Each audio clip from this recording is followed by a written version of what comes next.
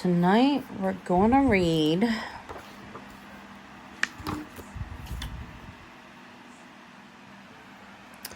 The Elves and the Shoemaker, page 80.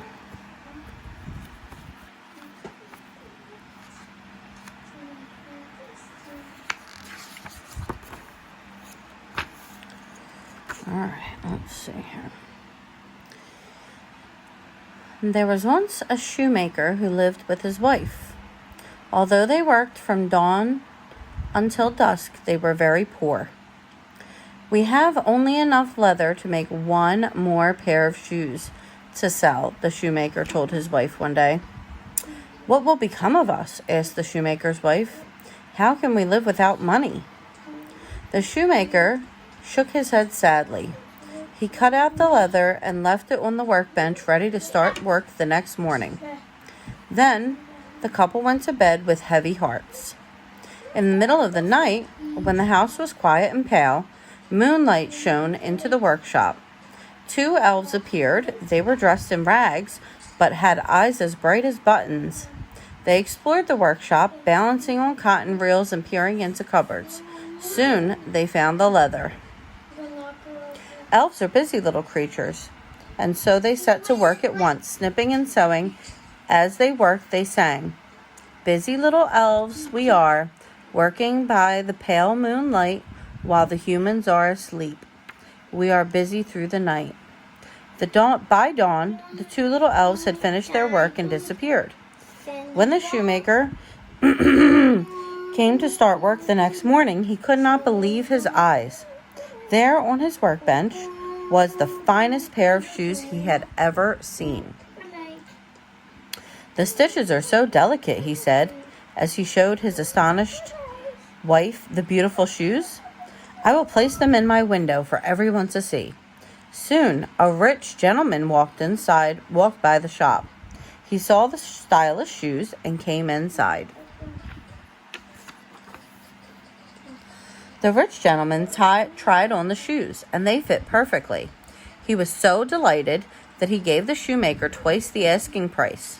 "I can buy more leather," said the shoemaker happily to his wife. That evening, the shoemaker cut out the leather for 2 more pairs of shoes. He left it on the workbench for the next morning. In the middle of the night, the 2 elves appeared again. They explored the workshop, climbing on the tools and swinging from shoelaces. Soon they found the leather. The elves set to work at once, snipping and sewing. As they worked, they sang, "Busy little elves we are, working by the pale moonlight. While the humans are asleep, we are busy through the night." By dawn, the 2 little elves had finished their work and disappeared. Once again, the shoemaker came into his workshop and found the shoes neatly finished on his bench. The shoemaker placed them in his window. By now, the rich gentleman had told his friends about the shoemaker's fine work. The 2 pairs of shoes sold that same day for more money than the shoemaker could ever have dreamed of. The shoemaker now had enough money to buy leather to make 4 new pairs of shoes. "But who can be helping us?" asked the shoemaker's wife. That evening, the shoemaker cut out leather for 4 more pairs of shoes. He left it on his workbench, as usual, and then the shoemaker and his wife hid and waited.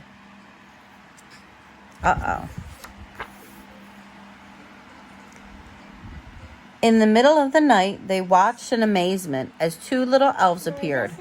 As usual, the elves explored the workshop. They danced with colorful ribbons and juggled pretty beads. Soon they found the leather. Again the elves set to work, snipping and sewing, and as they worked they sang, "Busy little elves we are, working by the pale moonlight, while humans are asleep, we are busy through the night." By dawn, the 2 little elves had finished their work and disappeared. "We must repay our little helpers for their kindness," said the shoemaker to his wife. I'm doing my cousin. Okay. The couple thought hard about what they could do to thank the elves. "They were dressed in rags," said the shoemaker's wife. "Why don't we make some fine new clothes?" Honey, you're making the book move. Stop.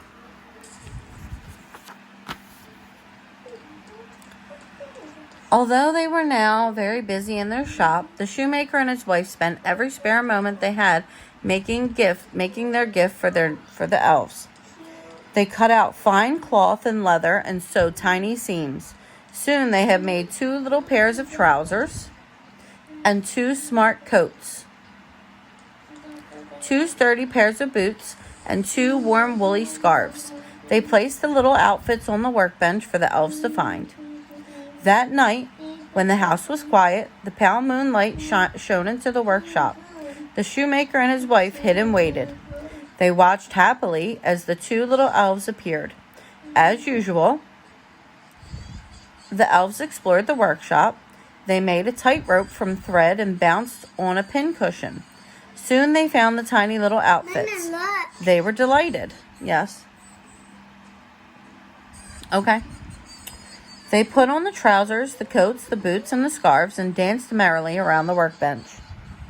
As they danced, they sang, "Handsome little elves we are, dancing by the pale moonlight.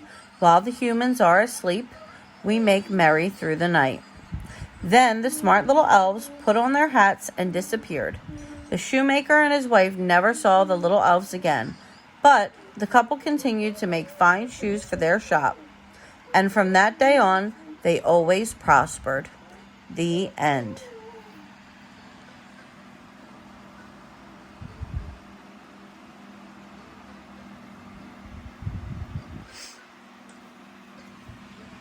All right, Addie, that's the end of the story. Let me see. That's the next story. That and that. All right. And that. And that. Okay, you're going to ruin the book. I love you. I love you too. Good night. Good night.